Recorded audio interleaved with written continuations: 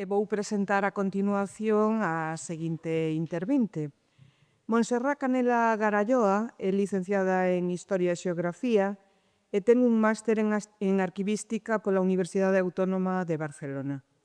É enxeñeira técnica en Informática de Xestión pola Universidade Oberta de Cataluña, foi directora do Arquivo Comarcal de Cervera, na Segarra, é responsable do Arquivo Administrativo do Departamento de Cultura da Generalitat de Cataluña. Foi arquiveira e, posteriormente, xefa da sección de documentos e arquivos do Alto Comisariado da ONU para os refuxiados en Xenebra. Na actualidade, traballa como consultora para a Axencia da ONU para o Cambio Climático. É presidenta da sección de Organizacións Internacionais do Consello Internacional de Arquivos, sección da que foi anteriormente secretaria. Foi membro da Xunta Directiva da Asociación de Arquiveiros de Cataluña, a que representou na Xunta Directiva da antigua sección de Asociacións Internacionais do ICA. E foi tamén directora da revista técnica Gigal. Impartiu clases en diversos másteres e posgrados na ESAGEP e na Universidade de Barcelona. Bueno, toda unha autoridade a que escoitaremos con moitísimo gusto. Gracias. Yo no llevo presentación porque a mí me gusta la voz y el riesgo. Trabajaba en un organismo internacional humanitario y lo haré desde aquí, gracias, y sin, así, a corazón abierto. Entonces, voy a empezar con una historia. Hemos hablado de los refugiados palestinos y es una historia con la que conozco de primera mano, que es cuando empezaron todos el ataque a Gaza y la gran destrucción. Una de las preocupaciones eran los archivos de los palestinos. UNRWA es la organización que creó las Naciones Unidas en 1946, casi fue la primera que creó, para ayudar y dar soporte jurídico y humanitario a los palestinos que fueron expulsados de sus casas, de sus territorios. Entonces, la información que contiene personal, que tenía el UNRWA en Gaza, tuvo que ser evacuada de forma secreta con ayuda del ejército jordano y se evacuó hacia Jordania y está escondida en un lugar que es secreto y están pues digitalizando. ¿Por qué? Porque esta documentación es el único registro que existe de la existencia y del hecho de que son refugiados palestinos. Está hecha por familias y contiene los registros de nacimientos, de bodas, es un registro civil, además de otras muchas cosas. Igual que nosotros, sin nuestro registro civil, sin nuestra partida de nacimiento, sin nuestra partida de defunción, estaríamos perdidos, lo mismo les pasa a ellos. Pero ellos no tienen ningún país que los proteja y tiene que ser un organismo internacional que hace esta función. Y una cosa que aprendí estudiando cuando estaba formándome en protección es el primer acto de protección es registrar. Registrar a alguien para saber que es un refugiado o una víctima. El hecho de documentar su existencia es el primer paso en la protección. Muchas veces se piensa en los archivos como algo histórico, algo bonito, ¿no? En las mismas organizaciones nos pasa esto, cuando de hecho la documentación es esencial para el mandato de la protección. Entonces, lo que yo voy a explicar hoy, y muy resumido, porque podría hablar días, como decía una colega mía, cuando empiezas a hablar de archivos no te para nadie, y entonces podría hablar días, pero he resumido en dos partes. En la primera parte voy a dar una visión general de las organizaciones internacionales y de la información y de los archivos que contienen estas organizaciones. La segunda parte voy a utilizar el ejemplo que conozco mejor, que es el del ACNUR, donde yo trabajé 25 años, para explicar un ejemplo de cómo se gestiona información. ¿Y por qué un ejemplo? Porque, como veréis, cada organización internacional es un mundo aparte y no soy incapaz de explicar cómo cada una gestiona o dar una base general de cómo se gestionan los documentos. Pensé que explicaros algo concreto ya dará una idea de la complejidad y la forma que atenciono. Entonces, organizaciones internacionales podemos hablar de dos grandes tipos. Todas estas organizaciones tienen un mandato global que incluye 2 países como mínimo, o todo el mundo, o una región. Pero hay 2 grandes tipos. Una son las ONGs internacionales, como podría ser Archiveros Sin Fronteras. Una ONG la ha creado un grupo de personas con sus objetivos, es independiente de cualquier gobierno y como es internacional, pues tiene un ámbito de actuación internacional. Como hablamos de archivos de víctimas, como estamos hablando de ONGs humanitarias o de derechos humanos. Esencialmente son las que trataremos aquí. Pero, de hecho, jurídicamente una ONG tiene que cumplir las leyes del país donde está. No está separada. Es independiente del gobierno, porque es una ONG, pero no puede evitar. Y no puede evitar cosas como estar sujeto a que si un juez pide información, tener que proporcionar. Mientras que las organizaciones intergubernamentales, como la ONU, como el ejemplo grande de organización y todas sus agencias alrededor, estas son organizaciones que se han creado normalmente por los estados a través de un tratado o una convención que la ha creado, o una decisión de un organismo superior, la ha creado y están separadas de cualquier gobierno. Nadie le puede dar órdenes a una organización internacional de qué hacer con sus documentos. Nada, nadie. No puede venir un juez y pedirle, deme usted del expediente de este refugiado. No, es decisión de la organización si va o no va a dar acceso a esta información. Y de hecho, las que son humanitarias de derechos humanos, la protección de la información es altísima y es lo más importante que existe. Una gran protección de información y es esta protección extra que existe. Y pues hace años tuvimos en el archivo del ACNUR un investigador que tenía una ONG local en Estados Unidos en el primer mandato de Trump y nos dijo: estamos destruyendo los expedientes de los refugiados a los cuales asistimos para que no puedan saber quiénes son y hacer un proceso contrario, revertir sus derechos. Y entonces yo pensé, mira qué importante es los archivos internacionales, porque ni Donald Trump puede pedir un archivo de esto. O sea, que si en el país lo están destruyendo, posiblemente lo único que quedará es si hay algo en un organismo internacional porque está protegido y no puede. Dentro de un ejemplo porque es muy fácil de entender, es el organismo de la ONU para los Derechos Humanos y Amnistía Internacional. Amnistía Internacional es lo más grande que tenemos como organización ONG internacional de derechos humanos y la agencia de la ONU, que fue creada en la ONU, es parte de la ONU, con un mandato específico. Una puede proteger muy bien sus documentos, la otra hace lo mejor que puede también, pero una tiene un mandato específico que le han dado los países para que proteja y para que los examine y para que los riña a ellos mismos. El otro es una ONG que puede hacer activismo, mientras que un organismo internacional puede hacer acciones humanitarias, pero no puede hacer activismo. Puede denunciar dentro de un marco en el que está establecido. En la ponencia están un poco falsificadas unas cuantas, esencialmente he elegido las que yo tengo experiencia directa de alguna forma con ellas, pero podemos hablar de 3 tipos de organizaciones internacionales, tanto ONGs como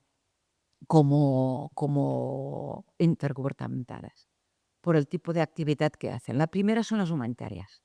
Una organización humanitaria como el Comité Internacional de la Cruz Roja, que es la más antigua, que se creó el ACNUR, donde trabajaba yo, que es el Alto Comisariado para los Refugiados, UNRWA, para los refugiados palestinos, o vamos a ver las otras que quería poner como ejemplo, pero esta está claro. Son organizaciones que esencialmente van en primer lugar a proteger. Una protección en una emergencia, sea la guerra o sea que un refugiado cruza una frontera, su función primera es proteger los derechos. Y en cambio, Médicos Sin Fronteras, pues también protege desde el punto de vista médico. Eso, que da mucha... No, ahora me pría. Os estaba explicando otra cosa. Os está hablando de la diferencia entre Médicos Sin Fronteras y la Organización de Derechos Humanos. las dos protegen derechos humanos, pero una es ONG y otra no.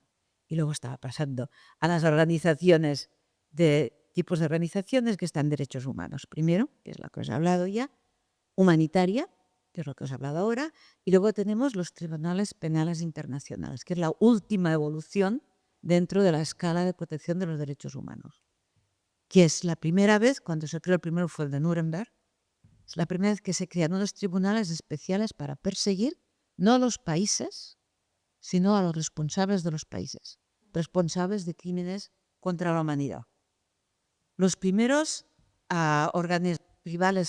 tribunales internacionales penales fueron específicos para un caso, ¿no? Nuremberg para los crímenes nazis, Yugoslavia para los crímenes durante la guerra de la antigua Yugoslavia, Kosovo para Kosovo, Sierra Leone para Sierra Leone, y son tribunales que son atemporales. Hacen una persecución, consiguen cosas históricas como en el Tribunal de Ruanda declarar a alguien responsable de un genocidio, pero desaparecen al cabo de cuando han terminado su trabajo. Mientras que la última evolución ha sido el Tribunal Penal Internacional que está en La Haya, que se creó por el Tratado de Roma y que empezó a funcionar en 2003, me acuerdo de la fecha exacta, pero empezó a funcionar, tardó bastante entre que se firmó el acuerdo y realmente empezó a funcionar, que es genérica y puede perseguir y persigue crímenes de todas las situaciones, pasado genérica, así. Y luego hay un cuarto tipo de evolución, de protección de víctimas, que es la justicia transicional. La justicia transicional es como las comisiones de verdad. Sonará quizás la de bueno, es que están en América Latina, que hay bastantes. La primera en Sudáfrica para tratar el apartheid. No son organizaciones internacionales, pero tienen mucho apoyo de organizaciones internacionales y utilizan información dentro de un límite que tienen organizaciones internacionales de los otros tipos. Y estas organizaciones lo que buscan es no solo proteger, sino reparar. Su objetivo es reparar a las víctimas, devolverles la dignidad, reconocerles lo que sufrieron y compensarlas. Y sobre todo buscan la paz, pacificar la sociedad que sufrió este conflicto. Que eso suele ser el ámbito nacional. Son procesos internos. Pueden ser étnicos, ideológicos, cosas de estas. Hasta aquí las organizaciones y luego pasamos a su información y al valor de esta información. Entonces, como os dije, cada organización internacional, no existe el sistema de archivos internacional, no existe una ley de archivos internacionales, ni la ONU tiene una. No existe una ley de procedimiento administrativo que todas las organizaciones internacionales tengan que seguir. Cada organismo es su mundo y toma sus decisiones. Eso significa que la protección del archivo dependerá mucho de, primero, la sensibilidad de los fundadores y de los jefes y de los directores, y si se ha creado el archivo, la habilidad de cada archivero y cada servicio de archivo de promoverse y demostrar su valor para el valor equipado del organismo. ¿De qué pasa? Que en el organismo internacional de emergencia, su primer objetivo son las emergencias. El dinero irá primero a las emergencias y el archivo siempre está allí. Estoy aquí.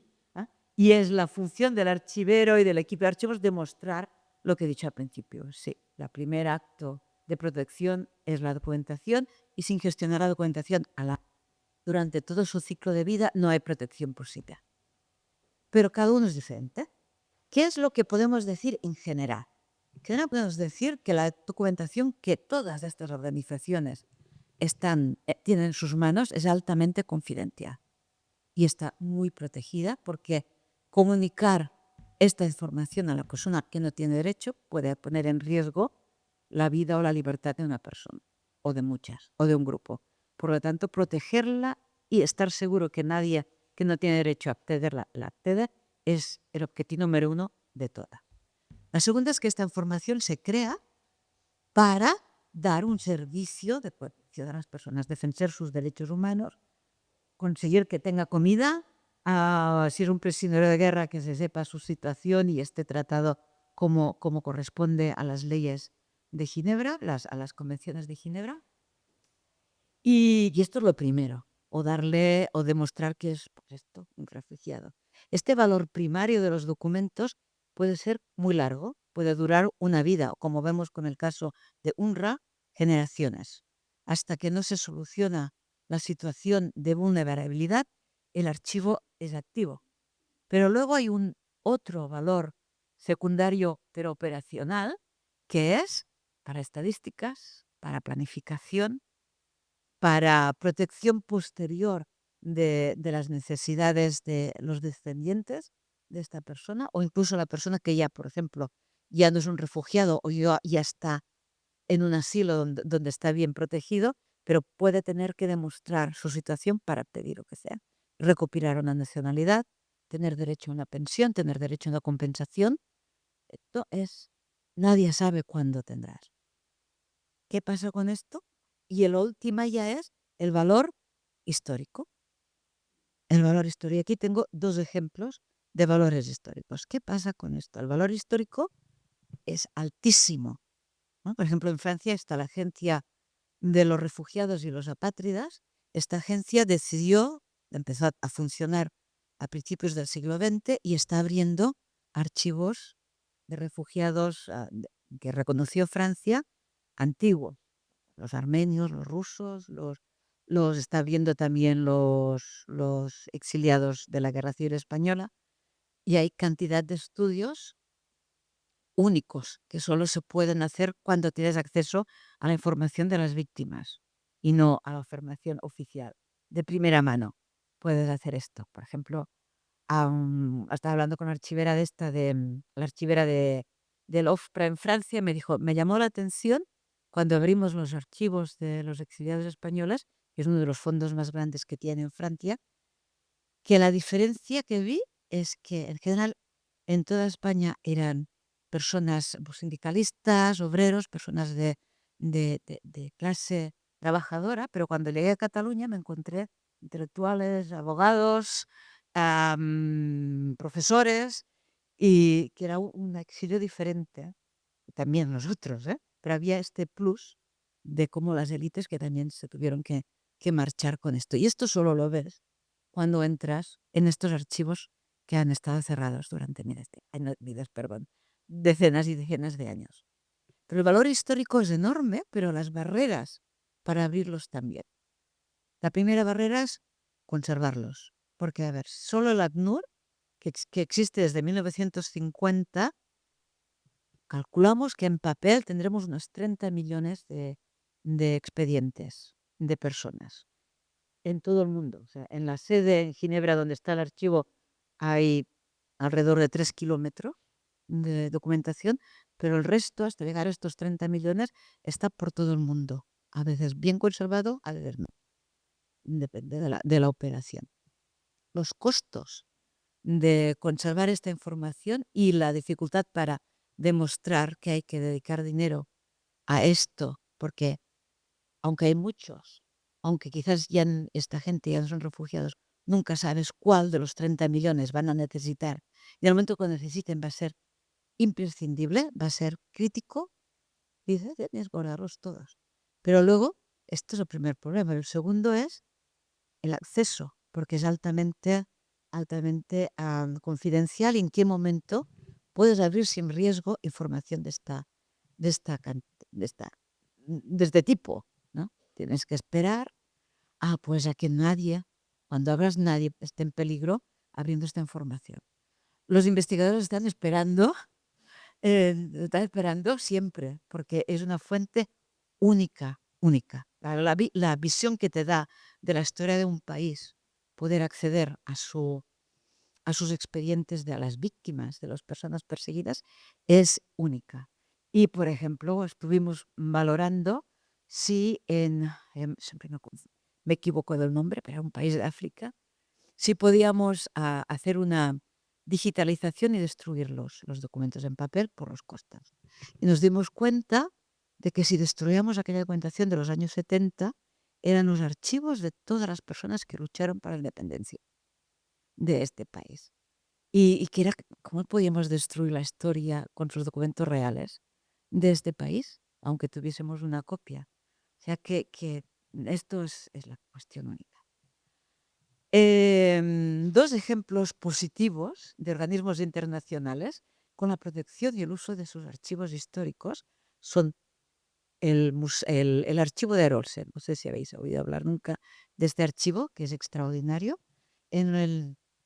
Cuando acabó la Segunda Guerra Mundial, las fuerzas aliadas se dieron cuenta de que el gran problema era localizar 20 millones de personas que fueron víctimas del régimen nazi. Entonces, recogieron toda la documentación que encontraron en los campos de concentración, en las comisarías de policía, en las cárceles y en los campos de refugiados. Todo lo que encontraron lo ponieron en archivo y lo organizaron para hacer localización de personas. Lo que sea, un numerito en un papelito, un expediente con lo que sea. Hicieron un índice de nombres con todas las grafías posibles que existían y empezaron a dar función de, bueno, pues primero certificar la muerte o de localizar reunir familias o localizar niños pues sin familias, empezar a localizar sus familias más próximas y también poder empezar a ayudarlos a repatriarlos o a protegerlos. Este archivo cumplió esta función hasta que, pasados los años 2000, decidió cambiar su función y convertirse en un archivo. Este es un archivo a obras internacional con 11 países que lo supervisan. Está todo financiado por el gobierno alemán, como ya estaba antes, pero ahora está abierto. Permite el acceso a la información de millones de personas y hace mucho trabajo de sensibilización sobre lo que fue pues, el régimen nazi, lo que es la persecución étnica y su trabajo para las nuevas generaciones, que no se olvide lo que hicieron, pero continúan haciendo este trabajo aún ahora de localizar personas. ¿Por qué? Porque saber qué pasó, saber la información es lo que cura las heridas, al menos saberlo. Y el otro ejemplo es la Cruz Roja Internacional en Ginebra, que se creó en el siglo XIX, pero cuando empezó la Primera Guerra Mundial hizo un trabajo enorme de documentación de todos los prisioneros de guerra, que volvemos a hablar de millones de personas. Y este trabajo se hicieron unas fichas manuales y finalmente la UNESCO la reconoció como Historia de la Humanidad, como Patrimonio de la Humanidad. En estos momentos, si visitáis Ginebra, vais a visitar el Museo de la Cruz Roja, tienen una sala muy impresionante con estas fichas puestas allí para impactar. Y no hay nada más impactante que ver el volumen de fichas de personas, fichas en cartón, así manuales, que, de lo que pasó. Y aunque lo tengas digitalizado, el impacto real de verlo es único. ¿Cómo voy de tiempo? Uy, bueno, pues ahora vamos a ver, con 5 minutos os explico todo el resto. Sí, el resto es para ver la dificultad, cómo se gestiona esta información a nivel internacional y el ejemplo es el ACNUR, que es el que conozco yo. Y vamos a empezar. Cuando alguien normalmente dice que es un refugiado, empieza con una serie de entrevistas para establecer si se le reconoce o no el hecho de ser refugiado. Normalmente hoy en día esto lo hacen los mismos países, pero hay países que no pueden y entonces o no quieren o no han firmado la convención. Entonces la ACNUR que hace este trabajo de abrir expedientes donde esta persona va a explicar un montón de todo lo que le pasó y por qué huyó del país o por qué cruzó una frontera. Esto es el primer grupo de expedientes. Esto se hacía en papel desde 1950 y aún queda un poco hasta ahora. Pero luego están las emergencias, cuando puede pasar 1 millón de personas por una frontera en 15 días. Esto ya nadie se pretende que va a hacer esto uno por uno, sino que se reconoce a un grupo de personas como refugiados y todos se los trata igual. Pero lo único que se hace es un registro. Antes este registro era manual y sobre todo si había casos más vulnerables se les abría un expediente que forma parte de estos 30 millones que os he explicado. Hoy en día ya no se trabaja así. Naturalmente, hoy en día estamos la informática, las grandes bases de datos, y en este momento el registro se hace en una inmensa base de datos centralizada y global que se llama Progress. Y alrededor de esta base de datos, que tiene 28 millones de registros, más ahora, esto en 2022 tenía 28 millones de registros de todo el mundo. Alrededor de esto, pues se gestionan los expedientes, la ayuda, el acceso, las estadísticas y todo el trabajo que se hace persona por persona. Todo en datos, ¿no? Que no es lo mismo que tener un expediente. Y todo interconectado con diversas otras bases de datos de datos que incluyen am, variantes biométricas altamente, ¿ya? En la base de datos especial, seguimiento de la ayuda que se da o en comida, o en casa, o en dinero, todo el seguimiento. Y luego está una aplicación especial para emergencias que funciona desconectada a Internet y que permite, pues, si vosotros fueseis un grupo, registraros todos juntos, ¿no? Y después, más adelante, ya se va haciendo el registro persona por persona. Pero este es un sistema que funciona offline y luego se carga dentro de lo que es Progress, que es enorme. ¿Qué significa desde el punto de vista de documentación gestionar esta información? Pues hay diversos desafíos, ¿no? Como os podéis imaginar. Primero, porque aún existe toda la parte antigua, 70 años, 75 años de papel, que no están aquí. Luego, porque han tenido que ir migrando sistemas antiguos aquí dentro y la calidad no siempre es la misma. Luego, porque ¿cómo gestionas esto? ¿Cómo lo conservas? ¿Cómo vas a conservar estos millones activos, inactivos, todos juntos? Y sobre todo, ¿cómo gestionas el acceso súper en silos? Porque si tú eres médico, de un país, puedes ver los casos médicos, pero no los casos de protección de esta fracción de esta base de datos. Y luego, ¿cómo haces la microevaluación o cómo archivas esto? Todas son preguntas y aún no tenemos muchas respuestas. ¿Qué es lo que están haciendo? Yo no lo hago esto. Uno es un trabajo en equipo de los informáticos, los especialistas en registro y los archiveros para poder poner medidas en el momento que se crea la base de datos.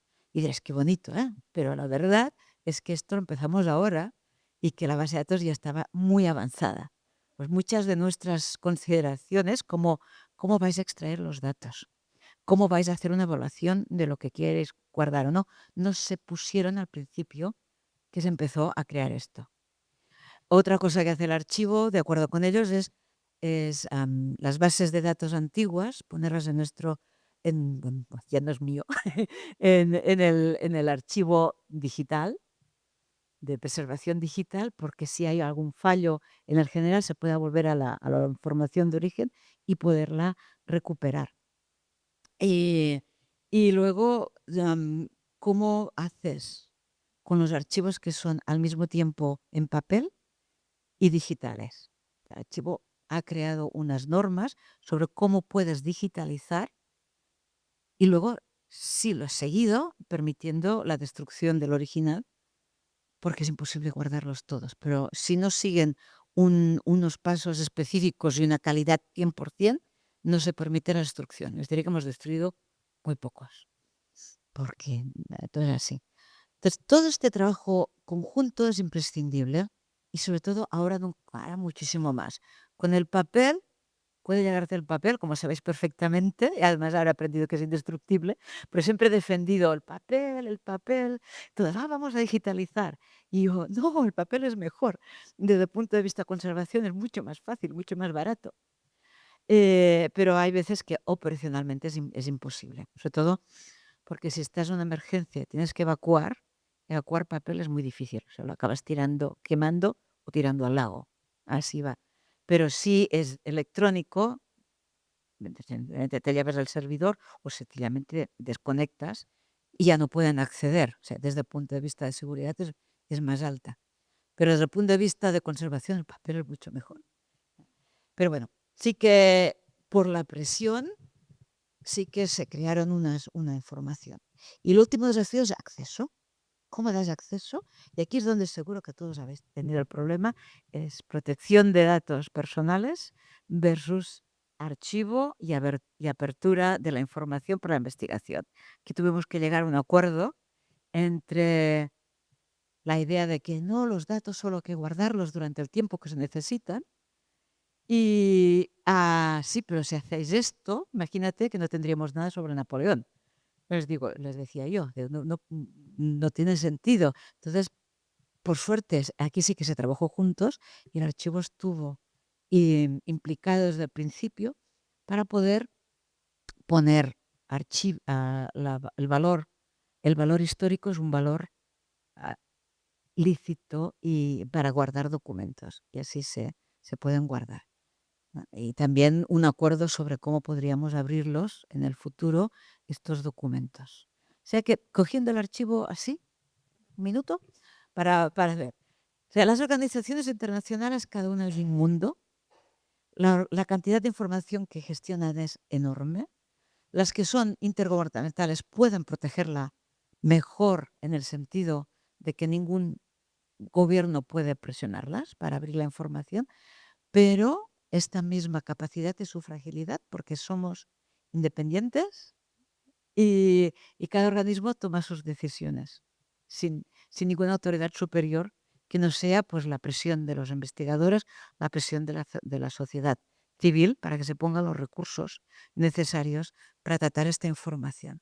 Para las víctimas tiene un valor que nunca termina, dura generaciones, pero para los historiadores y para el mundo, y para la memoria del mundo, aportan la visión de las víctimas, que normalmente no está en los estudios, y además la aportan desde el punto de vista internacional y neutral, más o menos, y neutral, pero tan neutral como es posible en este mundo. ¿Verdad?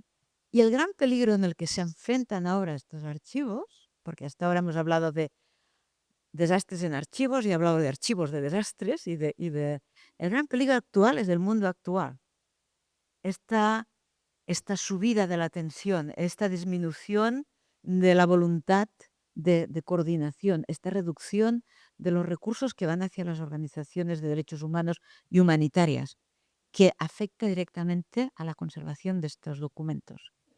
Si no hay dinero, si no podemos pagar la factura de la electricidad y del sistema, no podremos guardar los archivos en sistemas electrónicos. En estos momentos, para mí, el gran peligro es el mundo y su política y la gran importancia del activismo para, para forzar a que esta información nunca se pierda. Y me quedo aquí.